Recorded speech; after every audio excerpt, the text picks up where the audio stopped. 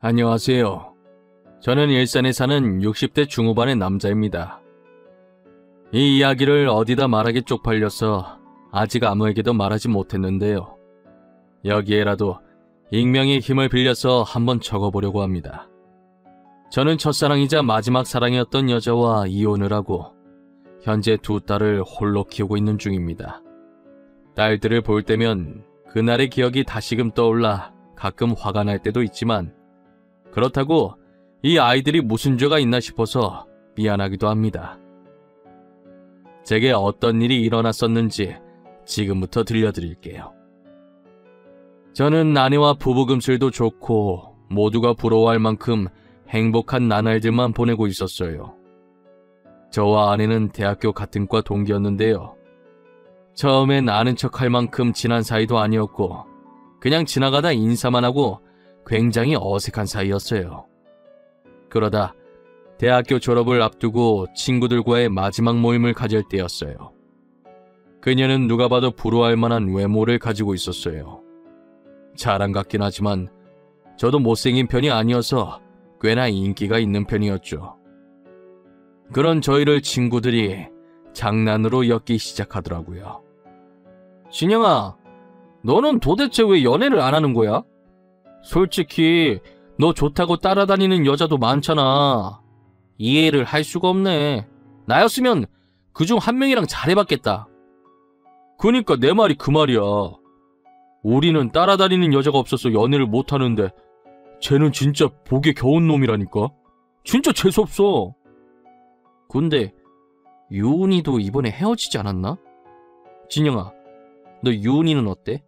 별로야? 유은이도 인기 많잖아. 이렇게 보니까 너네 둘 잘 어울린다. 그러네. 둘이 진짜 잘 어울려. 유은아, 진영이 어때? 진영이 저놈 진짜 괜찮은 놈이야. 내가 장담할 수 있다니까? 얼굴도 반반하잖아. 너네 진짜 왜 그러냐? 유은이 불편하게. 그리고 나도 불편해. 그만해 이것들아. 너네나 빨리 짝 찾아서 연애하든가. 저는 이런 장난 어색하지만 아내는 괜히 불편할까봐 친구들을 말리기 시작했어요. 그러다가 친구들과 헤어지고 집에 가는 길에 그녀가 대뜸 저를 붙잡더라고요. 나 너한테 할 말이 있는데. 이거 진짜 빈말 아니고 애들이 사귀라고 해서 하는 말도 아니야. 나 진심으로 너 좋아해. 사실 입학하고 새내기 때부터 너를 짝사랑하고 있었어.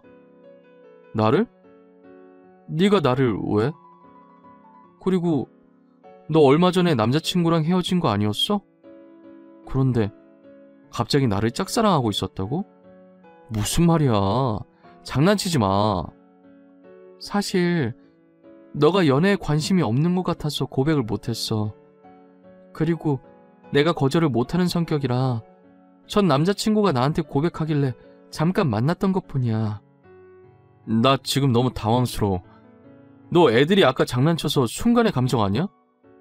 지금 나를 친구로서 좋아하는 건데 남자로서 좋아하는 거라고 착각한 걸 수도 있잖아. 절대 착각 아니야. 너 정말 좋아해. 너랑 같이 학교 다니고 싶어서 너 군대 가 있는 동안 휴학도 했어. 나 정말 진심이야. 내 감정인데 내가 착각할 리가 없잖아. 사실 저는 어릴 때부터 부모님의 이혼과 아버지의 재혼으로 연애에는 관심이 없어서 그녀에게도 아무런 마음이 없었어요. 그래서 저는 그녀의 고백을 거절하기 바빴습니다. 하지만 그녀는 제게 진심이었는지 첫 고백을 하던 날 이후로 더 적극적으로 구애를 하더라고요. 결국 저는 아내에게 두 손 두 발 다 들고 고백을 받아주었어요. 저는 첫 연애인지라 아내와 함께하는 모든 것이 처음이었어요. 친구들은 결국 이렇게 됐냐며 차라리 잘 됐다고 연애 한 번은 해봐야 하지 않겠냐고 놀리더라고요. 진영아, 솔직히 이거 다 우리 덕분이다. 알지? 살면서 연애는 한번 해봐야지, 안 그래? 그래도 첫 연애는 유은이라서 다행이네. 착하잖아.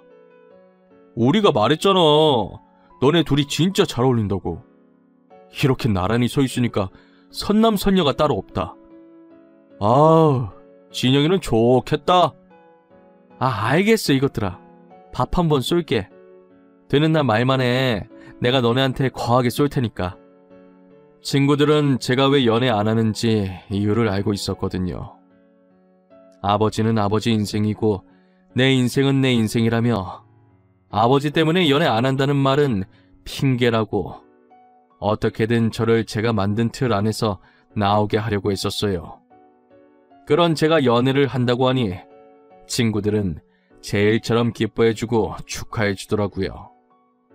그렇게 저희는 6년 정도 긴 연애를 하고 둘 다 안정적인 직장을 다니게 되면서 자연스럽게 결혼 얘기도 오가기 시작했습니다. 저희 집안은 부유한 집안이지만 아내 집안은 조금 기울어서 혹시나 반대를 하면 어쩔까 걱정이 많았어요. 게다가 저는 대기업을 다니고 아내는 나름 탄탄한 회사긴 하지만 중소기업에 다니고 있었죠. 아무래도 조금 벌어지는 격차에 저희는 양가 부모님을 만나기 전부터 많은 생각과 고민을 했었어요. 하지만 저희의 걱정은 기우였던 건지 의외로 별탈 없이 결혼 승낙을 받을 수 있었어요. 저희는 결혼을 하고 두 딸을 낳으면서 딸 키우는 재미에 웃음이 끊이진 않았습니다. 그리고 아내가 복직하고 제가 육아나 집안일을 도와주고 있어서 저희는 단 한 번도 싸운 적이 없었어요. 딸들이 말도 잘 듣고 어찌나 애교가 많던지 눈에 넣어도 안 아플 정도였어요. 저는 벌써부터 얘네가 커서 결혼한다고 하면 어쩌냐고 난리도 아니었죠. 그럴 때마다 아내는 옆에서 주책이라고 다 크려면 아직 한참 멀었다고 하면서 웃었어요. 저희 딸들이 태어난 후 1, 2년까지는 아내와 반박이었어요. 하지만 크면 클수록 딸들의 얼굴에 아내의 얼굴이 사라지더라고요. 그렇다고 해서 제 얼굴을 닮은 것도 아니었어요. 그러면 안 되는 걸 알지만 그때부터 상당히 좋지 않은 느낌이 드는 거예요. 저는 저와 닮은 구석이 전혀 없는 딸을 보면서 아내를 의심하기 시작했어요. 혹시나 하는 마음에 아내가 잘 때 아내의 휴대폰을 들고 거실로 나왔습니다. 아내의 폰에 잠금이 걸려 있었는데 다행히 제 생일이라서 쉽게 풀 수 있었어요. 저는 곧바로 카톡방부터 들어가서 남자들과 나눈 대화가 없는지 찾아보기 시작했어요. 그런데 연락하는 남자라고 해봤자 저와 사촌 오빠 이렇게 둘뿐이더라고요. 다른 건 지극히 평범한 업무 연락밖에 없었어요. 저는 괜히 의심을 한 건가 하는 생각이 들면서 아내에게 미안했어요. 그로부터 얼마 뒤 아내가 야근을 한다길래 밤에 여자 혼자 돌아다니면 위험하니까 제가 아내를 데리러 아내 회사에 찾아간 적이 있었어요. 아내 부서를 찾다가 회사 직원이랑 마주쳤는데 아내가 이미 퇴근하고 없다는 거예요. 혹시 죄송하지만 마케팅부 김유 대리님 자리가 어딘지 아시나요? 김유 대리님이요? 마케팅부라면 아까 퇴근 시간에 다 같이 퇴근하셨는데요. 그런데 무슨 일 때문에 그러세요? 지금 이 시간이면 야근하는 사람 말곤 다 퇴근하셨어요. 아, 김유은 대리 남편인데요. 오늘 야근한다고 하길래 데리러 왔거든요. 제가 잘못 알았나 봐요. 일하시는데 방해했네요. 죄송합니다. 아내가 퇴근했다는 얘기를 들은 저는 도대체 왜 거짓말을 한 건가 싶었어요. 그렇다면 지금 아내는 어디에 갔을까 생각하게 되었죠. 결국 저는 다시 아내의 외도를 의심하기 시작했습니다. 다음 날에도 아내는 프로젝트 때문에 야근을 한다고 하더라고요. 저는 이날 아내의 뒤를 몰래 쫓아가 보기로 마음먹었어요. 저희 회사가 아내 회사보다 일찍 마치기 때문에 퇴근하자마자 아내 회사로 갔습니다. 아내 회사 주차장에서 몰래 아내가 나오기만을 지켜보고 있는데 아내가 어떤 남자와 같이 회사에 나오더니 나란히 한 차에 올라타더라고요. 남자의 얼굴을 자세히 보는데 아내의 사촌 오빠였어요. 저는 아내에게 사촌 오빠와 같은 회사에서 일한다는 얘기를 들은 적이 있었어요. 하지만 사촌 오빠의 약속이 있다고 제게 사실대로 말하면 됐을 일을 왜 굳이 거짓말까지 치면서 만나는 건가 싶었어요. 저는 아내가 타고 있는 차 뒤를 바짝 붙어서 쫓아가기 시작했어요. 혹시라도 놓칠세라 잔뜩 긴장한 상태로 운전해서 그런지 손에 땀이 다 나더라고요. 그들이 도착한 곳은 호텔이었어요. 둘은 익숙한 듯 자연스럽게 체크인하고 들어가더라고요. 저는 들어가는 모습과 체크인하는 모습을 몰래 동영상으로 찍어놓았어요. 혹시나 해서 찍어두긴 했지만 도대체 사촌 오빠와 단 둘이서 호텔에 들어갈 일이 뭐가 있나 싶었죠.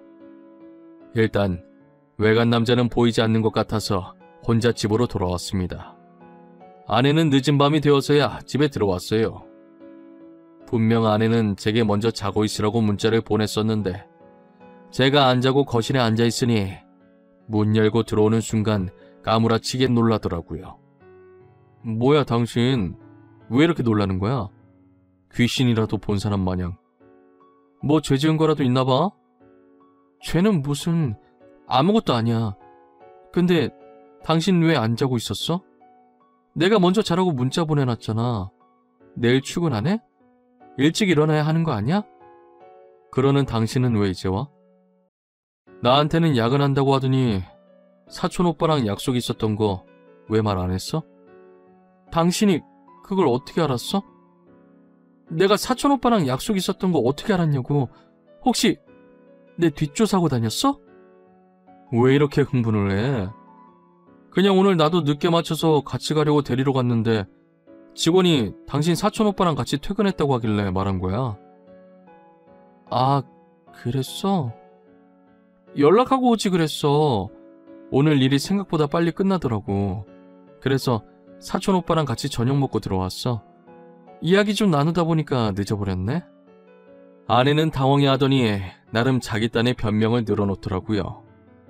저는 끝까지 거짓말을 하길래 뭔가 있다고 생각하고 증거를 모아야겠다는 생각이 들었어요. 그날도 어김없이 아내가 자는 틈을 타 아내의 휴대폰을 몰래 봤어요. 그런데 아내의 카톡에 있던 사촌 오빠와의 대화는 평범하더라고요. 일상적인 상사 뒷담과 나중에 점심시간에 뭐 먹을 건지 이런 내용밖에 없더라고요.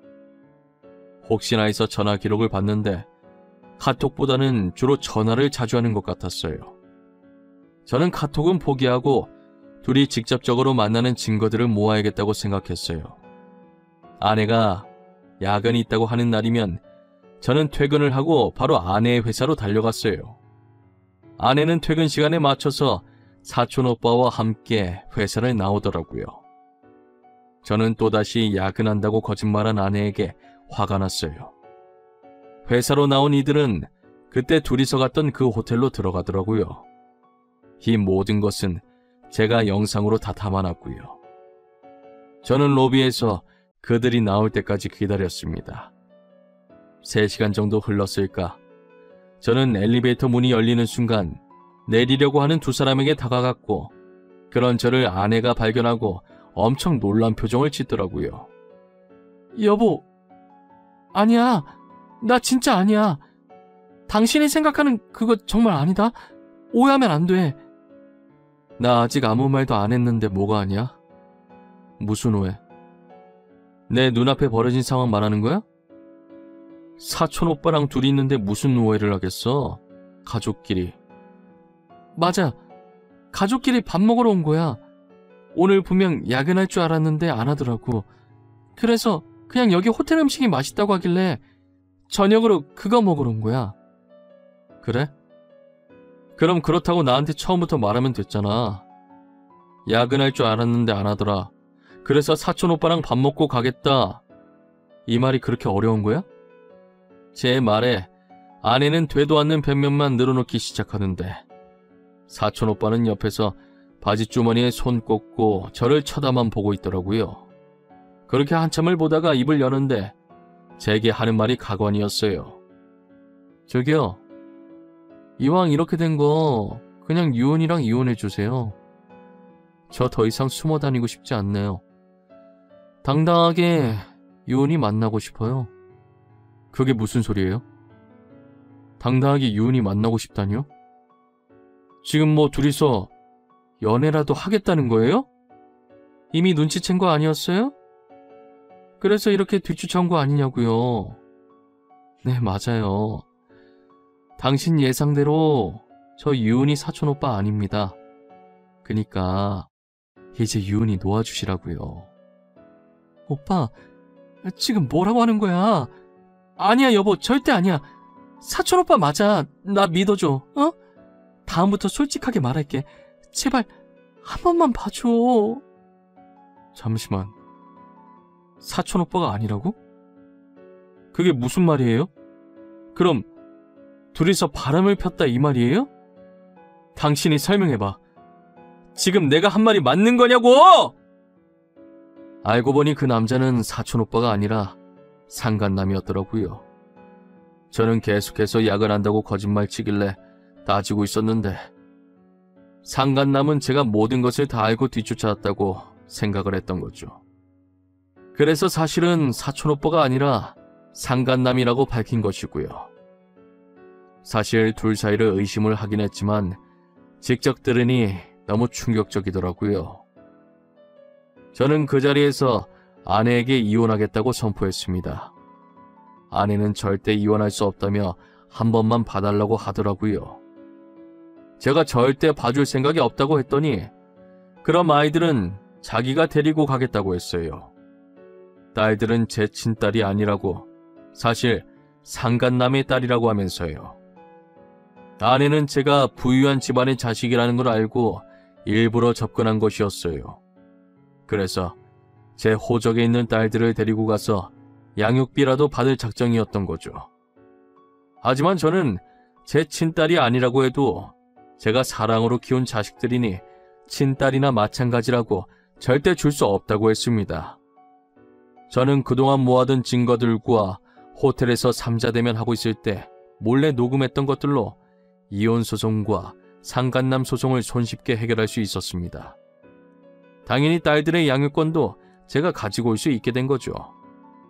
알고 보니 그 남자는 아내가 부유한 집안인 줄 알고 있더라고요. 그래서 저한테 그렇게 당당하게 나왔던 것이고요. 아내가 입은 옷과 가방이 모두 명품이었는데 그게 제 돈이었던 건 몰랐나 봐요. 명품으로 휘감은 겉모습만 보고 부자인 줄 알고 아내에게 접근했던 거예요. 쥐뿔도 없는 아내와 상간남은 제게 위자료로 전 재산을 주고 나락으로 떨어지게 되었습니다.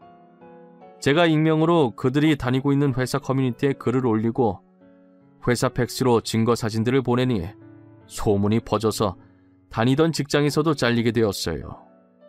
이력서를 아무리 넣어도 인사고과가 좋지 않아서 뽑아주는 회사가 없었다고 하더라고요.